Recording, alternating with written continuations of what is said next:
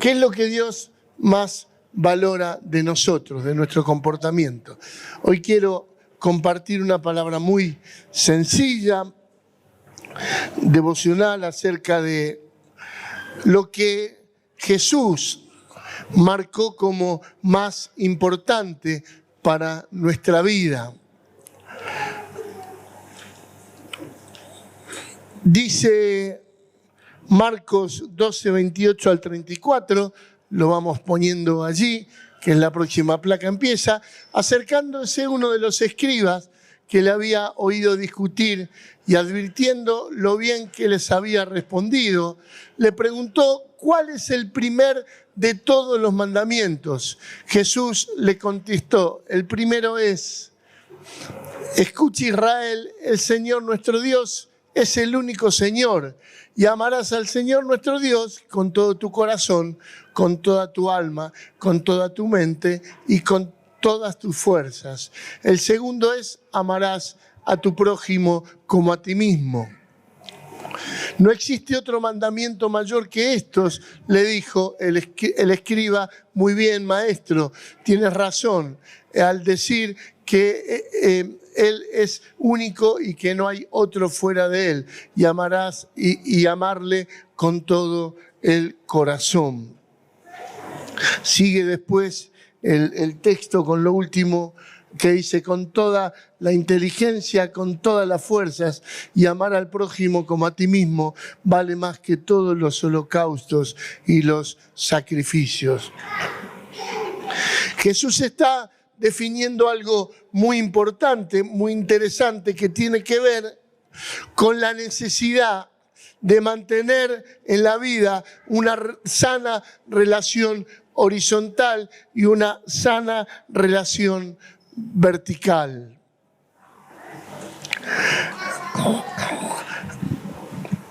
De Dios sabemos de quién habla, pero ¿quién es el prójimo? Prójimo también se traduce como próximo, como alguien que está cerca nuestro. El prójimo es aquel que tiene algún tipo de relación formal, constante o circunstancial con nosotros. O sea, esto tiene que ver con todos los que se acercan a nuestra vida. Y las demandas de Jesús son, en primer lugar, amar a Dios y después amar a tu prójimo. Las palabras de Jesús están en modo imperativo.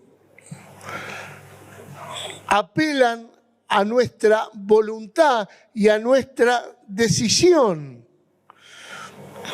Esto no tiene nada que ver con lo que el hombre llama enamoramiento. La calidad del amor que Dios nos pide que tengamos no tiene nada que ver con el enamoramiento. El enamoramiento es algo que tiene que ver con nuestras propias pasiones y que tiene pronta fecha de vencimiento.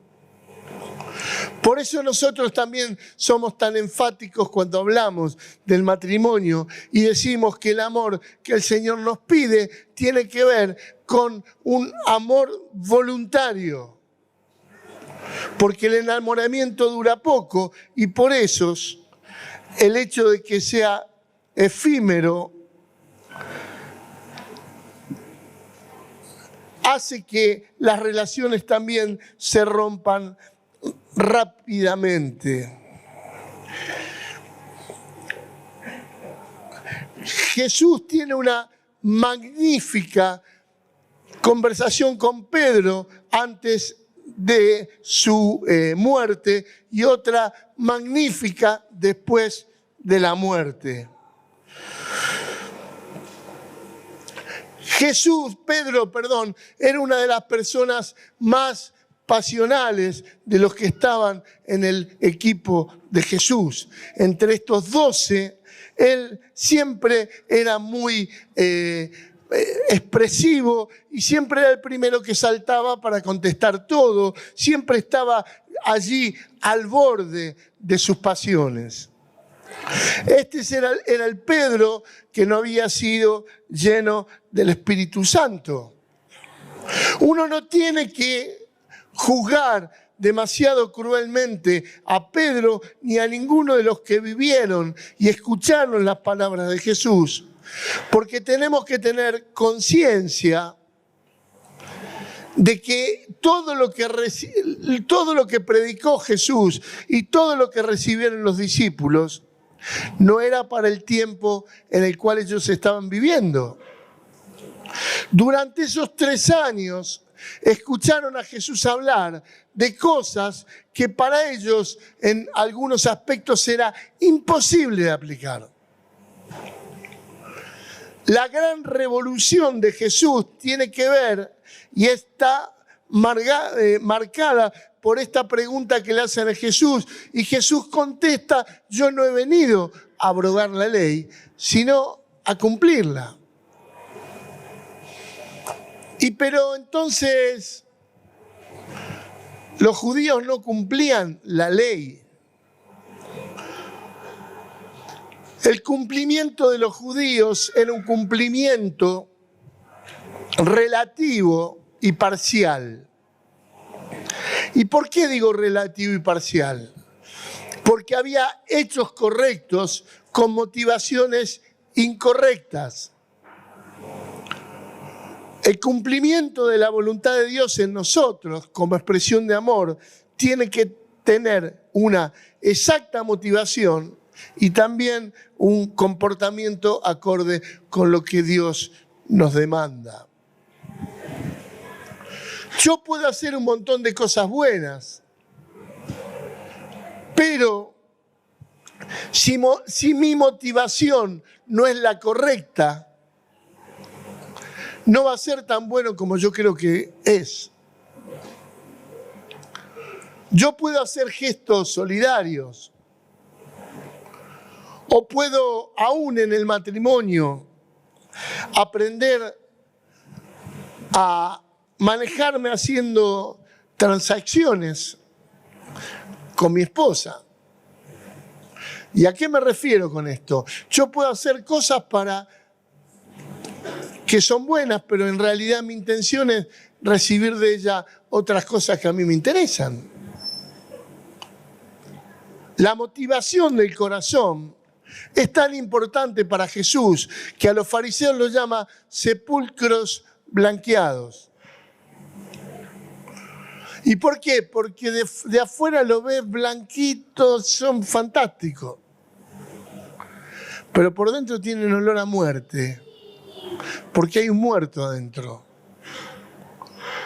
Y Jesús vino a revolucionar la vida de la gente a través de su evangelio, el evangelio del reino. Ahora, ¿por qué digo que todo lo que Jesús enseñó no podía ser aplicado a rajatabla por los discípulos? Simplemente porque todavía los pecados de ellos no habían sido perdonados. Y en segundo lugar, el Espíritu Santo de Dios, el único motor suficiente para que yo transforme mi vida, no había venido sobre ellos.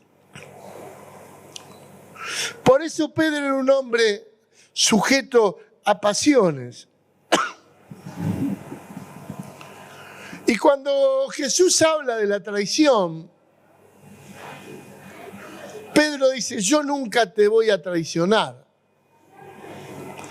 Pedro, antes que cante el gallo, me vas a negar 3 veces. Y Pedro: Señor, no, ni loco, yo no. Ahora, ¿Pedro estaba mintiendo? La verdad que no. Pedro creía que él iba a ser incapaz de traicionar al maestro. Pero como el amor que en ese momento tenía en su corazón era un amor humano, efímero, cuando las papas quemaron, cuando su vida estaba en juego, su amor se desvaneció y actuó como si no tuviera ningún tipo de sentimiento para con el Señor Jesús. O sí, quizás actuó como si tuviera un sentimiento muy pequeño, porque prefirió salvar su propio pellejo antes que dar la vida por el que iba a dar la vida por él. Por eso, la magnífica conversación de Jesús después de su resurrección, donde Jesús empieza a apelar al corazón de Pedro con este reclamo de un amor total y absoluto, es magnífica. Jesús 3 veces le pregunta: ¿me amás? Pedro, ¿me amás? Y Pedro sabía bien lo que le estaba preguntando Jesús, porque Jesús, en definitiva, le estaba diciendo: Pedro, ¿ya no me vas a traicionar más? ¿Te decidiste definitivamente por mí? Cuando venga la próxima situación difícil sobre tu vida, ¿cómo vas a reaccionar? ¿Vas a mirar para otro lado? ¿Vas a hacer como que no te diste cuenta? ¿O vas a ser capaz de ser pastor de mi rebaño? Jesús apuntaba a que en Pedro creciese la voluntad de amarle a Jesús y la decisión de amarle a pesar de todas las cosas. Cuando mi voluntad está alineada con el Espíritu Santo, mi amor no es un enamoramiento. Mi amor no es un sentimiento, es una decisión que yo he tomado y por eso esta decisión no va a cambiar. Y cuando venga la situación difícil, yo no voy a cambiar. Estábamos escuchando en el auto cuando veníamos una canción de Vidal que nos gusta del último disco, que dice: nosotros no. Y habla de esos 3 jóvenes en Babilonia que no se dispusieron a postrarse delante de la estatua de un Dios que era el rey. Y la canción dice: nosotros no. Y la verdad que a mí me impresiona porque digo, tantas veces nos hemos tenido que parar en la vida diciendo yo no. Y tantas veces hemos hecho como si no entendiéramos. Y abrazamos la traición en nuestra vida. La misericordia de Dios llega a nosotros, la misericordia de Dios nos cubre, nos abraza y nos da una nueva oportunidad. Pero la demanda del Señor es: quiero que me ames a mí por sobre todas las cosas. Quiero que tengas un amor que no sea igual que el amor que tienes con otros. Un amor que se refleja en lealtad, que se refleja en apego a la comunión, a la presencia de Dios. Un amor que dice, como dice esta canción, yo no. No me importa perder el trabajo si me piden que mienta. Yo no voy a traicionarlo. No me importa desear estar con la mujer de mi prójimo. Yo no voy a traicionar al Señor. No voy a estar haciendo lo que Dios no quiere, mirando lo que no tengo que mirar por la calle o en internet. Yo no. Estas son las expresiones de amor que el Señor requiere de nosotros. Voy a estar dispuesto siempre a tomar la cruz. Estuve viendo hace unos días una obra musical de Estados Unidos que se llama Jesús, que es tremenda. Cada vez que se la muestro a alguien termina con lágrimas en los ojos, porque es hermosísima. Pero la escena de Getsemaní a mí me conmueve. Alguno ha pensado, alguna vez me ha dicho, pero qué raro, cómo Jesús quería negarse a pasar por el sacrificio de la cruz si Él era Dios. Nada más injusto en este mundo que el Santo Hijo de Dios muera por vos y por mí. Nada más injusto. Si hay alguna injusticia emblemática en este mundo fue la que sufrió Jesús para hacernos justicia a nosotros. Pero es hermoso lo que Jesús dice. Jesús dice, pero que no se haga mi voluntad, sino la tuya. Y amar al Señor es eso. Cuando yo le amo, priorizo en mi vida su voluntad antes que la mía. No voy a negociar con Dios, no voy a especular, no me voy a hacer el que no entiendo, voy a aceptar la voluntad de Dios sobre mi vida. Ahora esta demanda de Jesús habla de una calidad de amor. No habla de cualquier amor. Habla de una calidad. Primero, habla de amar a Dios con todo tu corazón. Con todo tu corazón. El corazón es el refugio del ámbito de las motivaciones. El corazón es el lugar donde surgen todos los impulsos para un lado o para otro. El corazón transformado por Dios y su Espíritu Santo debe cambiar sus prioridades y por lo tanto poner su vida acorde con la voluntad de Dios.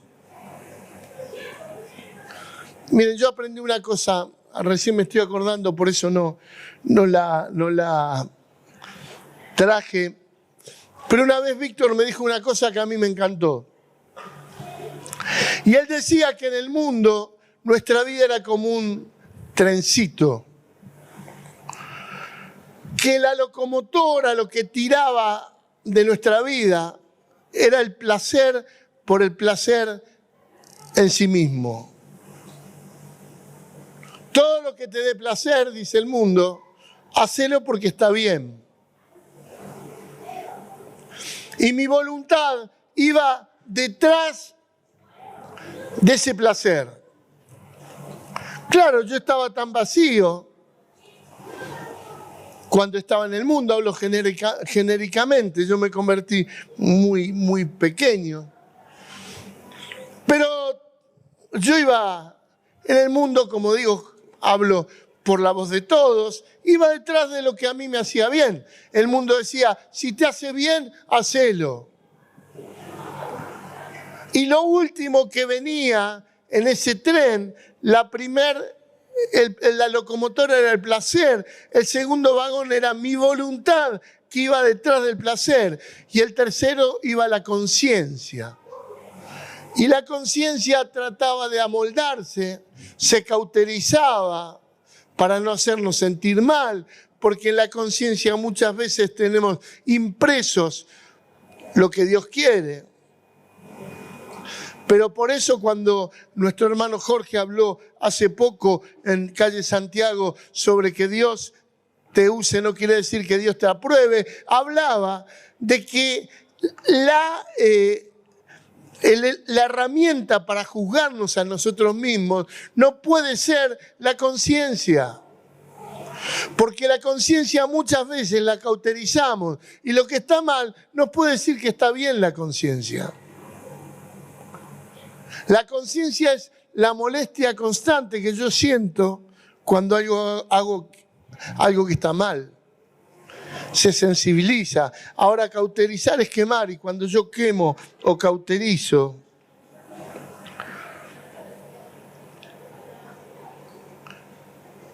yo dejo de sentir y ya no me molesta más. La búsqueda del placer, todo lo que me dé gusto, no puede manejar mi vida nunca. Cuando yo me convierto, se produce un cambio. Lo que era la locomotora pasa a ser el vagón final. Y la locomotora pasa a ser la conciencia iluminada por la palabra de Dios. Y la voluntad va detrás de la voluntad de Dios. Y el placer sirve para disfrutar, hacer la voluntad de Dios. Esto es lo que Dios quiere. Muchas gracias, señora.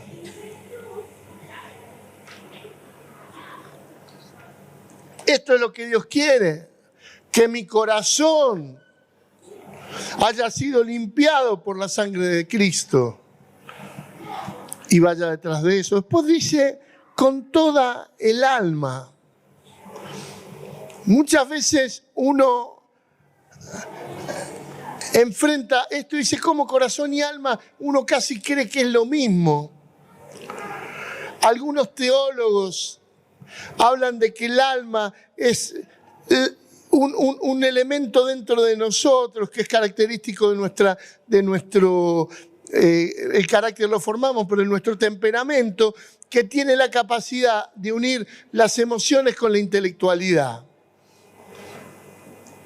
Y por eso viene toda tu mente. Toda tu mente. ¿Por qué amar a Dios con toda tu mente? Y amar a Dios con toda mi mente significa tener una mente limpia que antes que llevarme a pensar cosas necias, siempre me referencie a Dios. Todos debemos saber que yo soy lo que yo creo. Lo que yo creo es lo que domina mi vida. Si yo creo que algo está bien y está mal, lo voy a hacer porque creo que está bien. Si yo acuño creencias que no están de acuerdo con la voluntad de Dios, las voy a hacer. Si yo, aunque no crea, creo que mi hermano es un farsante, y lo voy a tener a menos. Porque yo lo creo. Y yo no tengo derecho para creer eso, porque la palabra habla de que todo lo bueno, todo lo que es de buen nombre, todo lo santo, todo lo puro, en eso pensad. Cuando yo lleno mi mente de los pensamientos de Dios, empiezo a amarlo de la manera correcta. Porque el amor, el expresar el amor es simplemente una demostración de algo que está pasando dentro mío. Yo puedo decir te quiero y no te quiero. A veces no demuestra eso, pero el amor, la voluntad de amar tiene que ver con un gobierno de Dios sobre mi propia vida, y entre ellos el intelecto.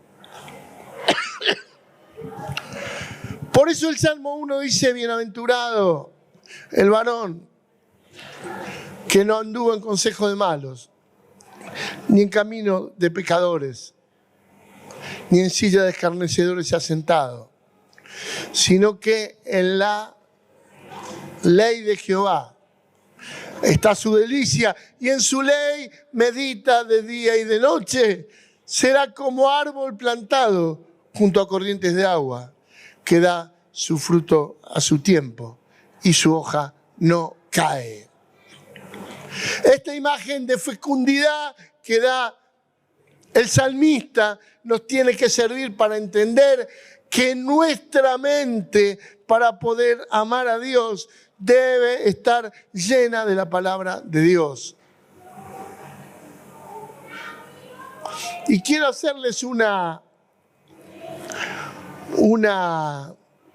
referencia que me parece importante. No tiene que estar lleno de lo que otros piensan de la palabra de Dios. Tiene que estar lleno de la palabra de Dios. Dice Juan 1 que en el principio era el verbo, y el verbo era con Dios, y el verbo era Dios. El verbo es la palabra. La palabra es Jesús mismo. Cuando yo lleno de mi vida de lo que Jesús decía, me lleno de Jesús. ¿Por qué digo esto? A mí un hombre que me influenció, primero a través de sus libros. El otro día estaba ordenando mi biblioteca y me di cuenta que tengo de él unos 35, 40 libros. Y después en un seminario que hice, que pasé una semana, 10 días con él, me dio un consejo que para mí fue tan sabio.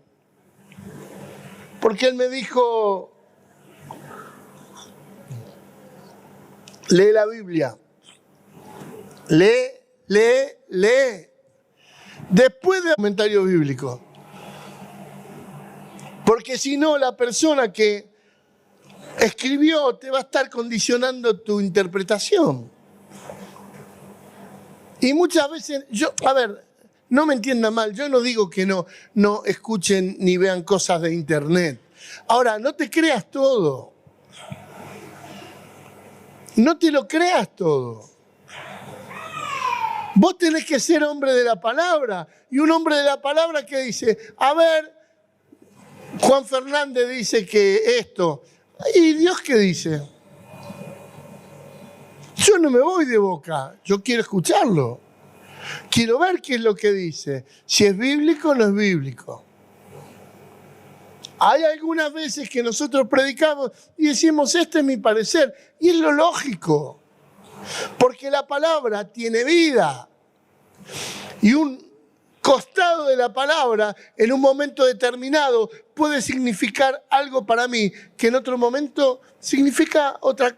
No sentidos contrarios estoy hablando, sino costados de una misma verdad que necesito en un momento determinado. Porque eso es la dinámica de la palabra, que es vida. No es que una vez creo una cosa y otra vez creo lo contrario. No existe eso. Porque la palabra es sí y amén, pero me refiero que hay veces que yo leo un texto y me iluminan sobre una parte del texto y otra vez lo leo y me doy cuenta que estaba lo otro y me hace bien. Pero debo ser hombre de la palabra. Cuídense de internet. Sean responsables con internet. Yo he escuchado decir cada bravuconada, pero no digo bravuconada porque no me gusta, sino cosas contrarias a la palabra de Dios. Y uno porque cree, miren, hay uno que, por supuesto no voy a nombrar porque no está bien eso, pero hay un pastor muy relevante, no es argentino, que yo tengo un amigo que trabaja para una ONG y estuvo con él. Él está en Europa. Y me empezó a contar cosas hasta que, husmeando, y porque ellos son una ONG de un prestigio enorme, tienen que ver con quien trabajan. Descubrió que su templo se lo había financiado el narcotráfico de su país. Y yo todavía escucho gente que está, qué bárbaro lo que habla. Tenés cuidado. Tenés cuidado, yo no te voy a decir a quién escuches y quién no escuches, porque tampoco es pertinente. Lo que es pertinente es que vos tengas la palabra en tu corazón. Y cada vez que escuches a uno digas, a ver, ¿viste la iglesia de Berea que cuenta hechos? A ver si esto que dice está en la palabra o no. Y está bueno eso. Está bueno. A mí me encanta escuchar a algunos predicadores que cuando uno lo escucha, uno dice, ¿cómo no me di cuenta que estaba aquí? Hay algunos que uno dice, che, qué imaginación que tiene, ¿eh? Porque saca cosas de no sé dónde. Pero hay otros que te revelan la palabra. Y yo necesito tener mi mente y mi intelecto lleno de la verdad de Dios. No de lo que a mí me parece o le parece al otro. La palabra no es una herramienta que yo pueda manipular. Está sobre mi vida. Al estar sobre mi vida, yo no puedo hacerla más dura de lo que es, ni más blanda de lo que es. ¿Viste? Hay un dicho en el mundo que dice, no aclares que oscurece. Más o menos es así.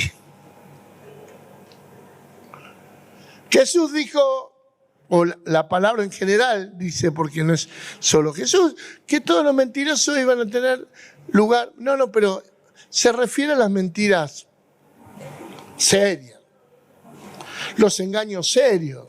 No, los que mienten. Pero la otra vez hablé con un testigo de Jehová y estábamos hablando hace un tiempo bastante largo. Le digo, che, ¿y vos mirás las mujeres? ¿Y qué tiene que ver eso? ¿Cómo que tiene que ver? Si Jesús dijo que el que mira a una mujer para codiciarla, no adultera con ella en su corazón. No, pero ese es el contexto cultural. ¿Qué contexto cultural? Lo que Dios dice es sí, amén. ¿O no? ¿Amén? ¿Amén? Ah, me asusté. Y después dice, con todas tus fuerzas. Con toda tu fuerza lo vas a amar. Vas a poner todo tu empeño. Ahora, tus fuerzas es importante, es suficiente para amar correctamente. No te alcanza. Pero cuando mi voluntad se expresa en fuerza, el Espíritu Santo de Dios se pone al lado mío y me ayuda a cumplir la voluntad de Dios tal cual Él la pide o la dice, y me ayuda a conocerle más a Él. Porque mi fuerza va orientado a una búsqueda constante de la presencia de Dios, al conocerle, amarle, a caminar con Él. La voluntad unida al Espíritu Santo es inclaudicable, es invencible. Si yo me pongo mi voluntad debajo de la voluntad de Dios y el Espíritu Santo está en mí, nada me va a poder vencer. A pesar de que haya situaciones en la vida en cuanto yo pueda cometer errores, pueda pecar en cuestiones simples, cotidianas, pero nunca el diablo me va a ver besando el barro de su infierno, ni el barro de su voluntad torcida para que yo peque. Porque algunos dicen, y bueno, viste, pero uno no puede. No, es mentira. Uno sí puede. Contaba el otro día en la reunión de varones que se hizo allá por los años 90, un movimiento que se llamaba The Promise Keepers, cumplidores de promesa, y se comprometían a ser fieles a su esposa, a todos los mandamientos, 70.000 personas en estadio orando, expresando públicamente su deseo y su voluntad de honrar a Dios en todo. Cuando mi voluntad se une al Espíritu Santo, soy invencible. El problema es cuando mi voluntad flaquea, pero cuando mi voluntad está puesta al servicio de Dios, soy invencible. ¿Hay un amén por ahí? No, muy bien. Lo segundo que nos pide, el amor al prójimo. Y también habla en imperativo.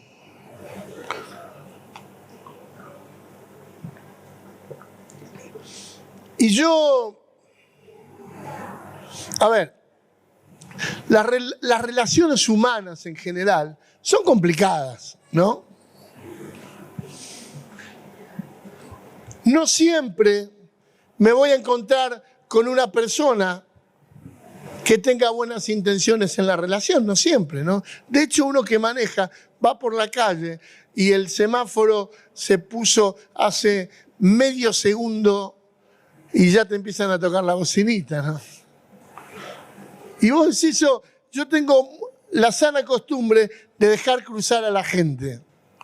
Y por ahí veo una mujer que viene con su cochecito con el bebé, pienso en mi nieto, freno, pase. Y ya tengo pip. Los hombres y mujeres son complicados a veces. Pero el Señor me invita, me pide que yo ame a mi prójimo como a mí mismo. Y eso también es una decisión. Yo le he contado hace tiempo que yo he decidido, no respondo, no me hago problema, no me quejo, ni hago nada cuando manejo. Háganme lo que quieran. ¿Me quieren encerrar? Encerrame. Ya me encerraste, la paz no me lo va a quitar. Yo voy a seguir haciendo la voluntad de Dios, porque si no, uno termina entrando en este camino que me quita la posibilidad de amar a mi prójimo. Yo le he contado la historia de un pastor, que esta historia es real, que iba un pastor a la reunión del consejo de pastor, un pastor amigo mío, iba y ve otro pastor que iba adelante, y para jugarlo le empezó a tocar bocina. Y cuando le tocó bocina, este otro sacó el bracito por el vidrio y le levantó el dedito. Y cuando se lo encuentra en la reunión, es pobre muchacho, yo lo conozco, un muchacho que está aprendiendo, no lo juzgo, pero digo, fui y le dijo, che, yo era el que te estaba tocando. Ah, bueno, mirá vos, pero ¿qué me hiciste? No me di cuenta que eras vos. No, pero no es problema que sea yo. El problema es lo que haces. El Señor quiere que le ames, que ames a todos los que te rodean. Y amor, ¿me entendés? No significa ser un meloso que esté abrazando, dándole beso a todo el mundo. No se trata de eso. La gente se da cuenta cuando dentro tuyo hay algo genuino. Cuando tu escucha es empática. Cuando tu escucha es atenta. Qué triste es a veces hablar con gente que cuando hablan requieren toda la atención y después cuando vos empezás a decir algo se fueron porque se aburren.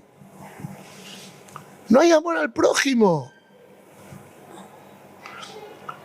Ahora, ¿qué calidad de amor está requiriendo Jesús para este segundo y primer mandamiento también dentro de la consideración? Debo amar a mi prójimo como a quién, como a mí mismo. Ahora, ¿qué es lo que está queriendo decir Jesús? Mirá, esto está totalmente atado y ligado al final del Sermón del Monte. Porque amar a Jesús, amar al prójimo como a sí mismo, significa lo que Jesús nos enseñó. ¿Y qué nos enseñó Jesús? Hacé con los demás lo que te gustaría que hagan con vos. Eso es amar al prójimo. Es hacer con el otro lo que te gustaría que hagan con vos. ¿Te gustaría que no te escuchen cuando hablas? No. ¿Y por qué no escuchás? ¿Te gustaría estar en un ambiente donde nadie te preste atención y te tengan como, ¿qué hace este acá? No. ¿Y por qué no sos hospedador, acogedor? ¿Por qué no sos una persona que incluís? ¿Te gustaría que cuando vos tengas un problema a nadie le importe? No. ¿Te gustaría que cuando te equivocás no te perdonen? No. Si yo me amo de esa manera, tengo que tener la misma atención, la misma consideración, el mismo cuidado.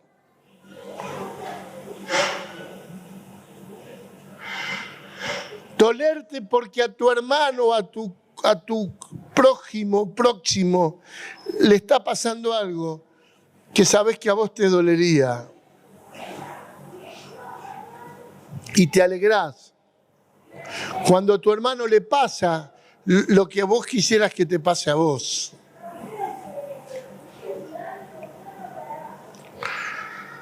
Porque dice Jesús, los holocaustos y sacrificios no alcanzan, simplemente eran acciones públicas para dignificar a los que lo hacían. Por eso Jesús, el sacrificio de alabanza y de oración, te manda a hacerlo en tu cuarto donde no hay nadie. Para que no te dignifique. Porque Jesús busca otra cosa. Busca que nosotros tengamos relaciones con Él y con los otros dignas, con buenas motivaciones, correctas.